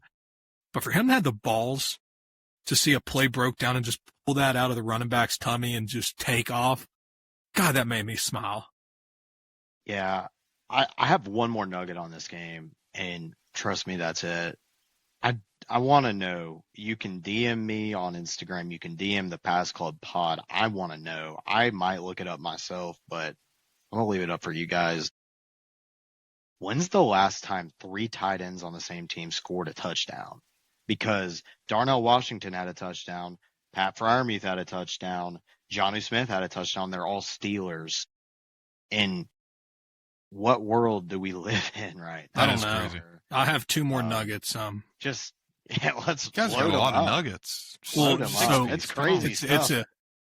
It's a sad one. So I was watching that game with one of my roommates and looked at him before the game. I was happened to be placing a few monetary investments on this game. And I looked at him, I said, I don't know why, but I think Jonnu Smith's going to score the first touchdown. He was like, I bet it. I didn't bet it. And I'll be damned if Jonnu Smith didn't score the first touchdown. That's always how it goes. Yeah. But last nugget I have is Darnell Washington really that fat? I mean, they're putting up he's 300. Like, it's a nugget. Like, we need to talk about this. Like this stuff, dude. They're not even putting his actual weight. They're just saying Darnell Washington. And there was one time where they just highlighted him in the formation, and like underneath it they'll say like Darnell Washington tight end. Well, it said Darnell Washington tight end 300 plus pounds. Like no insight to anything other than the fact that he's just a big boy. And they're not even putting his actual weight. They're just putting 300 plus pounds like he broke the damn scale at the county fair or some shit like that. Like we got to stop weight shaming in the NFL. Yeah, I think the only that's reserved for the NBA only. We should not weight shame, but if you do want to weigh a certain person, you should go weight Mac Jones nutsack, as he has earned himself a NFL starting job. This guy keeps winning. And Sunday Night Football on a big stage, he's not flinched 1 second as being the backup. And I don't know if he doesn't have. I don't know if it's that he doesn't have any pressure. He's the backup. He has nothing to lose, and he's in the right headspace. And maybe he just needs to stay a backup. But wow. Well, I mean, I have a theory. Kind of crazy. Hear me out. So you guys remember before his first start in San Fran, he saw that dead body. Mhm. I want to know around team hotels and near Levi Stadium what the crime rate is since Mac Jones has got to town. Maybe Mac Jones is a serial killer that has been able to get his fix before these games and play Just like a football god. Garth Brooks level. I don't know if it's Garth Brooks level. That's like a different level, but let's look into it. But what we need to look into is Tua Tagovailoa's career. Over. And I don't think there's really much more to say. It's over. Mike McDaniel is going to get fired too. Should be fired. Yep.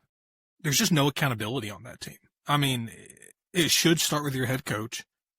And Mike McDaniel is just, I know we talked about press conferences in college. Mike McDaniel sounds like a freaking high school head coach on Friday Night Football, getting interviewed by the local radio. Club. Yeah, getting interviewed by the local radio station after he just got blown out by a crosstown rival, and he's like, just letting it fly. Who happens to be stoned. Yeah. Like, I genuinely have no clue. Yeah. Like, I just have no clue how anybody can, or how that organization can just see the way this team is being run. So, Wow. Yeah, Elkins, I couldn't have said it any better. And it's just like, you know what it's kind of like? It kind of reminds me of Napoleon Dynamite's brother. Oh. His brother. He's like, freaking food, Tina. what's his brother's name? And he goes and say it with LaFond or whatever. You know what I'm talking about? LaFond. Yeah. And he's sitting there, he's like, so, like, that's what Mike McDaniel reminds me of. That's going to kill me. Is it Chip? Chip? It might be Chip. I think is it Chip? Look it up, please. Napoleon. No, but yeah, Mike McDaniel, man. I mean, there's just zero accountability from this guy. I mean, Kip I know he Dynamite. likes Kip, not Chip. Kip. That guy. That's Mike McDaniel to me. Yes. That's just Mike McDaniel to me. And how many ums is this guy going to have? I mean, I a lot. I can't say anything. Well, there's a difference between umming a lot and umming a lot. I mean, this guy's up there, doesn't even feel like he knows what the hell he's going to say.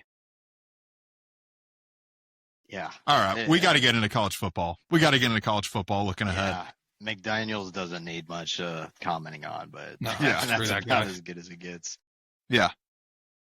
He's like, if you took Kip Dynamite and that guy from Fast Times at Ridgemont High. Do you guys know what I'm talking about? What's his name? No.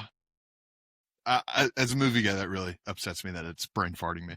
That's what it's like. Anywho, not a terribly exciting weekend of college football coming up. Kind of a snoozer. Sometimes Yeah, that's weeks, though. These past few weeks. Yeah. We have been. Let's go ahead and let's start it off the top with Ole Miss, Oklahoma. I'll go ahead and start with my take on this game.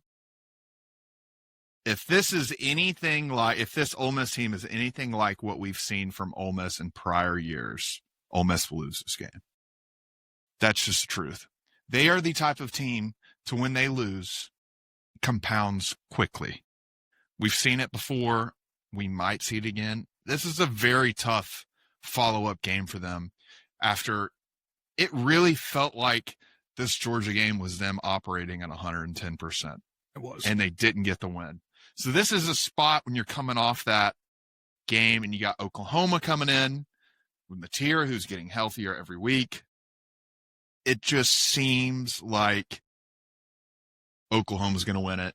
But this is going to be a great sign of improvement if Ole Miss does win this game. Because years past, we've all know it. We've seen it when they play Kentucky, and then they drop another game soon after. Things just compound for them. I think Oklahoma has the edge here. I like Oklahoma in this game. Well, to me, this feels like a Lane Kiffin tarmac game. To me, Explain. Tarmac. If/when Ole Miss loses this game, that Florida job's going to be looking a whole lot better for Lane Kiffin. That Florida opening is going to be whispering to him. The money from Florida will be whispering to him. Gainesville, being close to the beach, will whisper to him. Lane Kiffin, make no mistake about it, he's a Florida guy through and through. And if they lose this one, he's not going to pull a, thief in the night and just run away. But I think if they lose this one, it'll ultimately help make his decision a little bit easier. I agree with that, I think. But unfortunately, I do think Ole Miss's offense is going to be a little too much for Oklahoma's defense.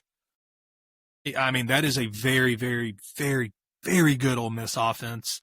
I can't speak enough, and I cannot speak highly enough on Trinidad Chambliss. I mean, this guy, the poise that he played with this past Saturday in front of 94,000 in Sanford Stadium, roaring. I mean, it got a little too big for him there at the end, and he started making a few mistakes. But throughout that game, I mean, Trinidad Chambliss played with incredible poise. He found his guys. He didn't feel rushed. He didn't look overwhelmed. And my hat is off to him. I mean, he's a hell of a quarterback. And his story is arguably one of the best in college football, probably since Stetson's story. I know y'all don't like Stetson, but Stetson had a great story. You can't really combat that. But Trinidad's story is arguably the best story. I mean, JUCO guy didn't get any shots. Perseveres, comes Ole Miss, and now is just lighting it up. He got a shot, and he's lighting it up. They all fall second place to Cam Ward. Nah. No, do we have an update on, is it Austin, what's his name? Their starting quarterback, Ole Miss's? Austin Simmons, yeah.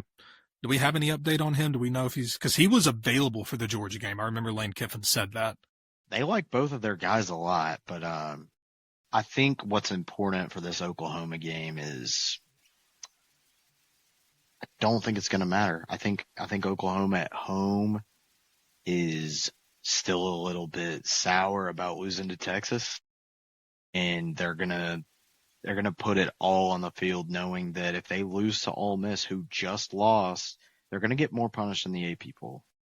More punished. I think that makes sense. But, yeah, it's do or die time for both of these teams. This is an early – I said this about the Bama-Tennessee game a year ago.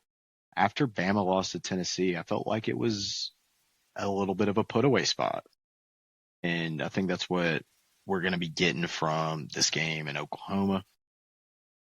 You don't want to lose. And I think it'll hurt Oklahoma more if they lose at home than it will Ole Miss. But whoever is on the losing end is going to be in a bad spot.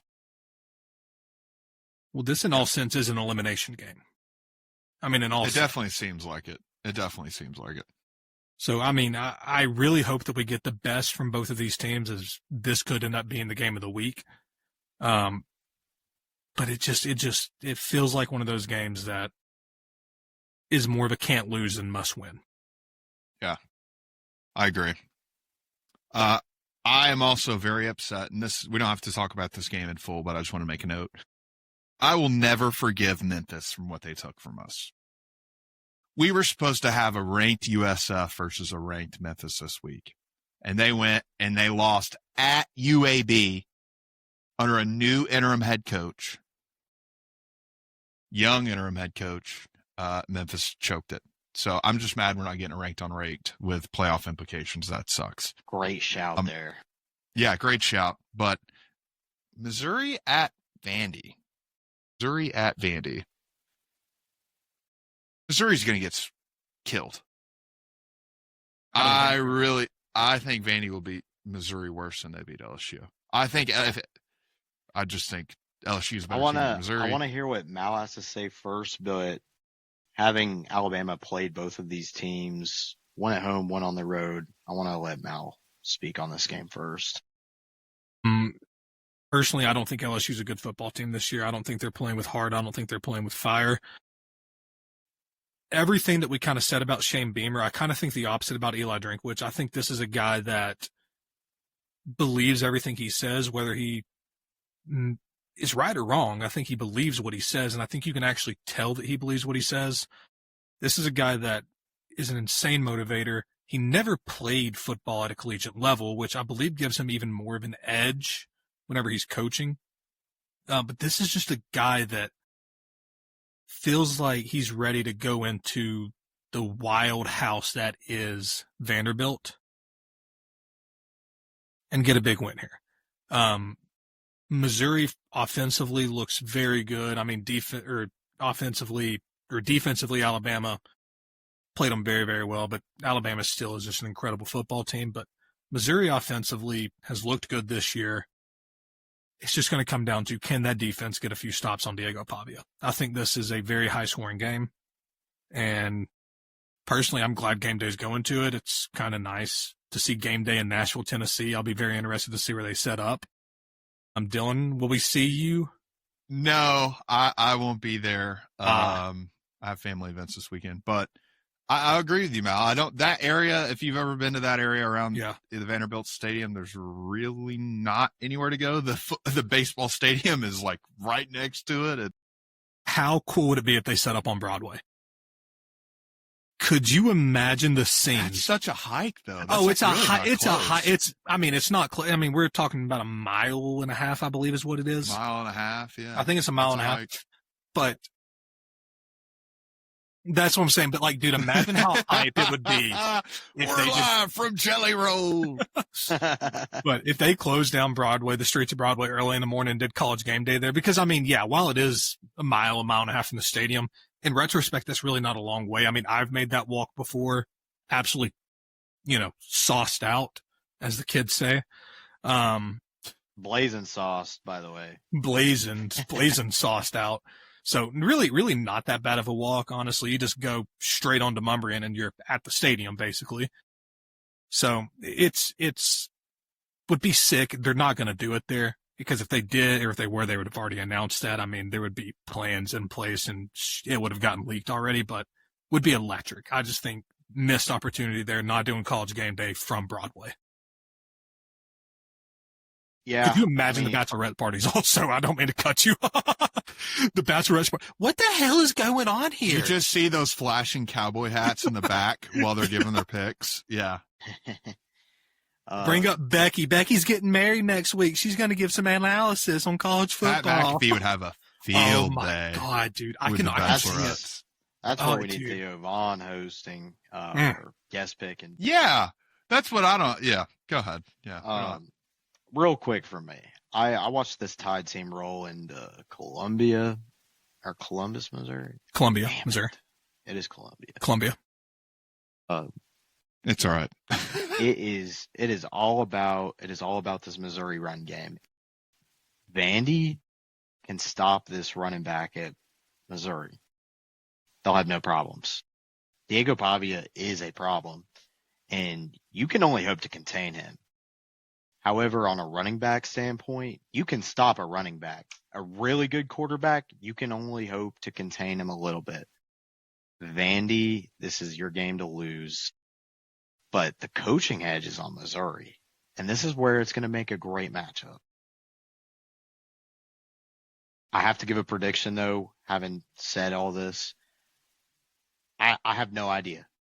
I'm going to go with my gut, though. I'm going to go with my gut and say Drinkwitz is going to put his boys in the right spot to win this game. Beulah is a good QB2 who can make enough plays against anybody. Penn State really wishes they had him as a backup right now. Trust me. Give me Mizzou by less than 3. I think they win by 2. And one more thing I want to fire off, not about this game, but about Drink. Don't be surprised.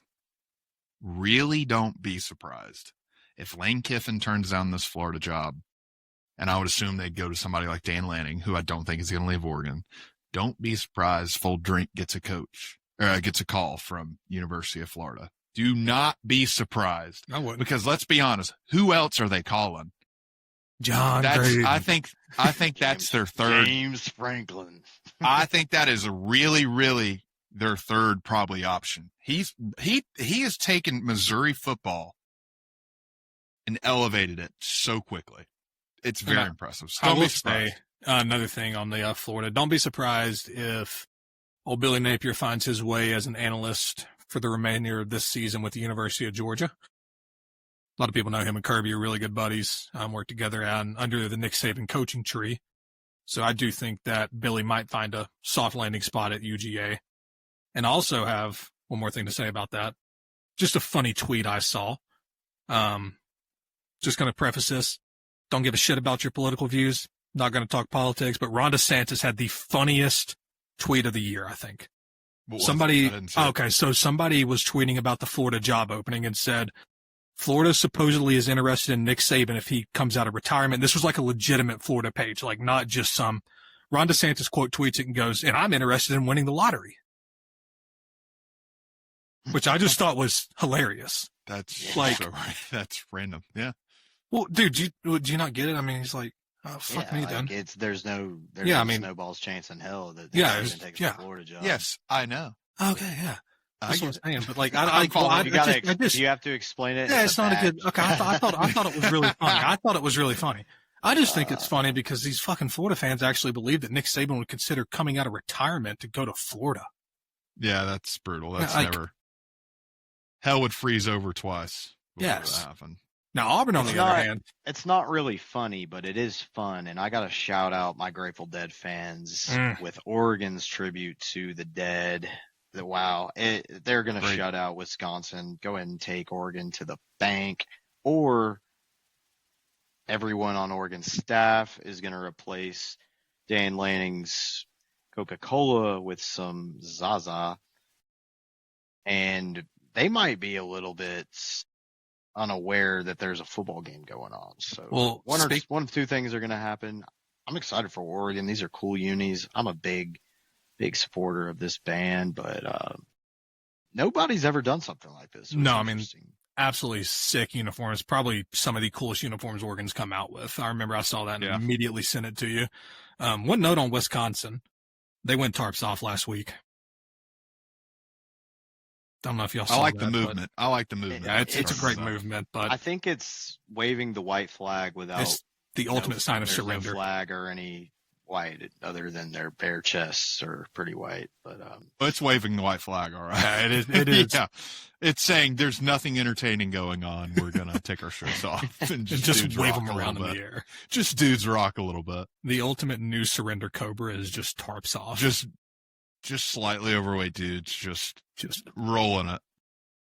We're right there with you, boys. We're right there with you. I guess to hit on the remaining bit of college football, we've got our let's rapid fire this. We haven't talked about our teams yet. I'm not going to comment on Tennessee. I'm not going to comment on Georgia. You guys comment on your teams. Let's do this. Tennessee, what's up? We're at Kentucky this week, night game. Full bounce back. We'll be fine. We'll cover the spread. That's all I got to say. We'll take care of business. Georgia's got a really tough one this week against the Athens-Clarke County Police Department in a bye week. Just need to keep those boys out of the cars. I didn't even know y'all were on a bye. Yeah, just keep those boys away from the cars. Keep them away from toppers. Keep them away from the cars, and we'll be fine, ready to roll into the world's largest outdoor cocktail party next week. I'm telling you, Waymo needs to get these boys an NIL deal. Stat. Lovely. Even if you're a player and they're like, you never have to drive again. Coaches would be like, yes, for sure. We could keep all of our players out of the drunk tank. That'd be great. Thank you. Rapid fire, LSU, Texas A&M. Watch out. Watch out for the Tigers this weekend. They have been down lately. Don't be surprised if they catch A&M slipping here. Do not be surprised. That's a really, really a tight spot for A&M. You're a little bit too high. And another team that might be a little too high is Bama after their win this weekend. We got to go into what a lot of people don't think will be a tough game. We were just talking about South Carolina a lot on a negative note and Bama on a high note. And usually when it's like that, the public tends to think one team's doing way too good. There's no way they're going to lose, and it ends up being really tight. So I had a conversation with myself in the mirror 2 weeks ago before this Vanderbilt game. I was getting dressed. I was obviously boots on the ground. I was like, if you're telling me 3 weeks from now, Bama could be 7-1 going into a bye week after the way we started the year, I would be so overcome with joy.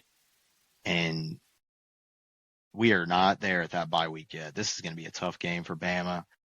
I don't give gambling advice again, but I really hope one of y'all's good boys is South Carolina. I thought about it, but Well, let's go ahead and transition into that. Let's get our good boy picks of the week. Quick update on standings. I was the only one to win last week. Look at that. Elkins, you had USC 9.5. They lost by 10. Mal, you had Tennessee. Obviously, we're not going to get into that. I had Mississippi State plus 8.5. They lost by 3. Or they lost by 2. Was it 2? I think it was 2. I think they lost by 2. So right now, as it stands, Bones race, Elkins 51.5 bones, Mal 50.5 bones, me 31 bones. Okay, Elkins, what is your good boy pick this week? You know, when you're at this point of the year, most of these matchups you see, they're not personal. There's nothing personal. But this weekend in the state of Michigan, it is fucking personal. And the Spartans have gotten nothing but L's the past 3 years. Matter of fact, they have 24 points in the last 3 meetings against Michigan. But guess what? If there's a coach in this game that is not on the hot seat, Sharon Moore will be on the hot seat after this game. And that's why I'm taking this plus 14.5. Look for Michigan State to lose by 3 or win. There we go. Michigan State versus Michigan. Mal, what do you got? well, I hinted at it earlier. This is a team I already took against Clemson. They won outright on the road. This team's going on the road again into the flats in Atlanta, playing Georgia Tech. Same line, by the way, 17.5 was the line on that Syracuse-Clemson game. That is the line for the Syracuse-Georgia Tech game. I'm going to say the same thing I said when Syracuse rolled into Clemson. I do not believe Syracuse wins this game, but I do believe this is a major shift from what we saw last week, and I think it's somewhere in the middle of 12.5 to 13.5 is what this actual line should be. So give me Syracuse, give me the 17.5, and let's ride. There we go. Mine is interesting. I like interesting. Mine is interesting. Last week, App State was dominating Coastal. Dominating. Coastal came back and won that game. Heartbreaker for App State. Chanticleers got it done. This week, App State goes to Old Dominion, and they are 13.5-point dogs. I saw this line, and my ears perked up so fast. App State is going to cover the 13.5. Make no doubt about it. After losing that game the way they did last week, they're not going to lose by 13.5 points. Winning is a stretch. This ODU team is not bad. Neither is App State, though, but look for them to cover this 13.5. I like the Mountaineers in this one. I have an honorary mention that feels too good to be true, which is why I didn't take it. And that's UCLA on a 24.5 going to Indiana. The Indiana's the much better team here, but this UCLA team's been playing really good. I saw 24.5 points, and I said, I did a little double take. I did a little double take, but that is the line. Feels a little too high to me, which is why I didn't really want to take it, because Indiana has the potential to win this game by 40 points. I mean, if we're being honest. You guys heard our picks this week. Obviously, I like the 3 games y'all picked because I looked at those picks. It is a shallow week this week. Very, very tough The week. past 2 weeks, we had very open options, but this week it was pretty tough. And I'm really reaching here with this Michigan State pick. I will announce it on Friday if I don't like it, but I like it today. Good for you. There you go. You don't have to do Man that. of integrity, a man of backbone. You don't have to do that. You really don't. I mean, you made your pick. In fact, All I'll bet against it. Hell, I'll bet against my pick this week. I'll take Georgia Tech minus 17.5. I don't give it. Let's go to the Derby. Let's go to the Derby, the Blurby Derby. All right. Let's look at our horses here, gentlemen. That is Vanderbilt colors right there. Ooh, That is Vandy colors. that is. Maybe that's a sign. Black pants, pink top. Yeah, interesting. Elkins, kind of a neutral look this week. Mostly blue, a little bit of pink in there. How you feeling? I like to think that turquoise is more Michigan State colors, but it's blue and Kentucky blue at that. So another ew for Dylan. No, don't like that one. Mal, talk about your got horse. What do you got going on here? I've got looks like a Alabama Crimson horse, which feels very fitting for this week. I'm wearing a yellow face guard. My guy's got an interesting pink helmet. I don't know. I kind of like this horse. We got the zebra stripes, kind of light pink, purple. I think this guy's got it in him. I don't know. It's a All dude right, here. all right. Here we go. 3, 2, 1. And they're off. Pretty dead even right now. Mal's falling a little bit behind. Elkins is in the lead. I'm right there behind him. 20 seconds left, gents. Elkins is still in the lead, holding strong. Mal's gaining a little bit of ground. 15 seconds. Push here. Mal's all the way in the back. 10 seconds left. Elkins has held this lead the entire game. Here comes Mal. Here comes Mal. All the way from the back. Here I come. Oh, one. And It is Mal. Whew. It is Mal. All right, Mal, you know the rules. You have 1 minute to say as you please. I will start you. Start it. So this is going to come out of left field, but I'm going to talk about Big Chapstick for a second. During the Georgia-Auburn game, I was sitting in the tippity top of that stadium, and my lips got a little chapped. It was a little chilly that night. Wind was blowing, so I bought some chapstick last week. I got a feeling, and this is a conspiracy, but I think that Big Chapstick is putting something in chapstick that moistens your lips, and then it makes them dry out even quicker. Because once you start using chapstick, you can't stop using chapstick. So I really just feel like Big Chapstick is screwing all of us. And I think I might go back to all natural and just stop using chapstick altogether. Because personally, I think we are all getting screwed over by Big Chapstick. If you hate Big Chapstick, leave a like, comment, subscribe. I'm sorry, but I hate Big Chapstick. Mal, I think you're on to something. I know we're not supposed to talk after this, but I think you're on to something. It's kind of like the Gatorade thing where they make it salty to make you more thirsty. Yep. I think you're on to something. I mean, I know that came out of left field, but I just had to get that off of my chest. I was really hoping I won that this week. I did not know where you were going with that, but I think you're right. I had to get that Closing remarks, gentlemen. Closing remarks. You're well done. More to come on that chapstick. Yeah. I mean, seriously, if you start using chapstick, you'll realize that you need more chapstick. The more chapstick you use, the more chapstick you need. I mean, it's wild. Now, it could just be because it's starting to the weather's changing, the wind's starting to blow a little bit more. My lips are just naturally getting more chapped. We're not going to talk about that. I like the whole conspiracy theory better. Yeah. Get well soon, Amazon. Delayed our recording big time. It is late here.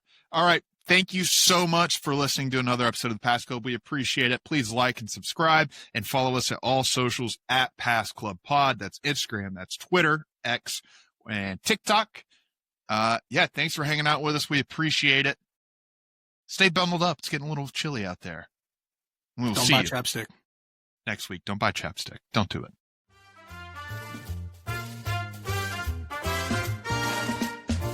The Pass Club. The Pass Club. The Pass Club.